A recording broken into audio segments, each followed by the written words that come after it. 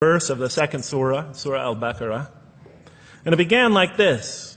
It said, "Behold, your Lord said to the angels, I am going to place a vicegerent on earth." The Arabic word is khalifa. It means a representative or an emissary of mine.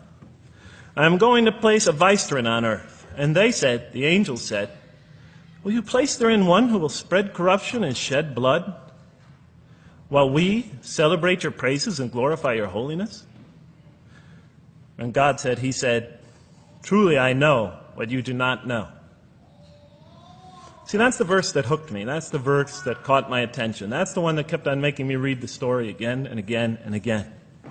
Because listen to the way it begins. "Behold, your Lord said to the angels, I am going to place a representative of mine on earth, a vicegerent of mine, an emissary, one who acts on my behalf."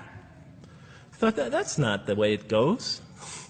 You're not supposed to be placing man on the earth in some positive role, some elective office. You place man on earth as a punishment for his sin. Clearly, I knew the author didn't quite get the point. But still, it was an amazing line. But then I come to the next line, and it says, "And the angels say, will you place therein one who will spread corruption and shed blood, while we celebrate your praises and glorify you?" I looked at it again. I couldn't believe the question. They said, "Will you place therein one who will spread corruption and shed blood, while we, the angels, celebrate your praises and glorify you?" I looked at that and I said, exactly. That would be my question. Why would you create this being, supposedly for some positive role, when he's capable of doing tremendous wrongdoing? When he could spread corruption and shed much blood? Why would you create this violent and pernicious creature when you could create angels? As the angels clearly say, well, we, the angels, celebrate your praises and glorify you. They're asking one of the most fundamental questions in the entire history of religion. Why create you, man, this utterly fallible creature, this creature who could rebel against God's will, who could do such tremendous wrongdoing, who could wreak havoc like no other creature on earth, when you can make them angels?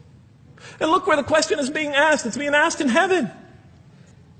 It's almost like saying, look, why don't you just make them angels and be up here in heaven with us, you know?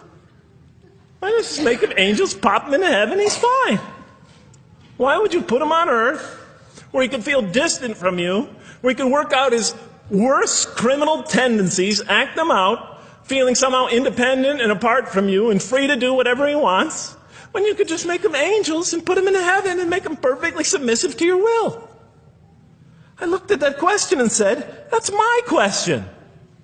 I'm not even a single verse into the story of mankind, and there before me I see my question. That whole question, everything that I ever thought, everything that I ever experienced, everything that I ever knew was in that question. It was as if the author took my life and wanted to pick out exactly the right question to humiliate me, to provoke me, to anger me. Why create man, this most destructive and violent creature, when you could make them angels? And then look at the answer. And he said, God said, "Truly I know what you do not know." You know, in modern parlance, we would say, I know exactly what I'm doing. And in the next verse it says, "And he taught Adam," God taught Adam, "the names of all things. And then he placed them before the angels and said, tell me their names if you are right." So this verse is clearly referring to the previous one. But notice what it says. Now, from my own background, I remember Adam naming things, but it wasn't connected to any answer to any philosophical question. But here, notice what it says. "And he taught Adam the names of all things." And I realized already, just from the first verse, you got to read these verses very carefully because it's packed with a lot of symbolism and meaning. And he taught Adam the names of all things. So here we see Adam is not only just a creature who knows how to name things, who's acquiring the gift of language, but he's also a learning creature. God is teaching him. Now right here, right in this verse, and it'll come even clearer in the subsequent verses, that the very first thing that the Quran is going to emphasize here is man's intellect. He is a learning creature.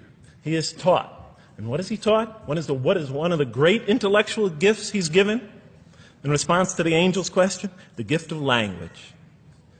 Because through language, mankind can not only learn, but he could learn things not only through his own experience, but he could learn things that other people have experienced of times and places that are hundreds, thousands of years and miles separated from him. And so that all our knowledge becomes cumulative. Every generation learning from the generation before it. I'm learning today from authors I read from other sides of the world that may have existed 2,000 years ago. And so we all contribute to our collective learning and knowledge.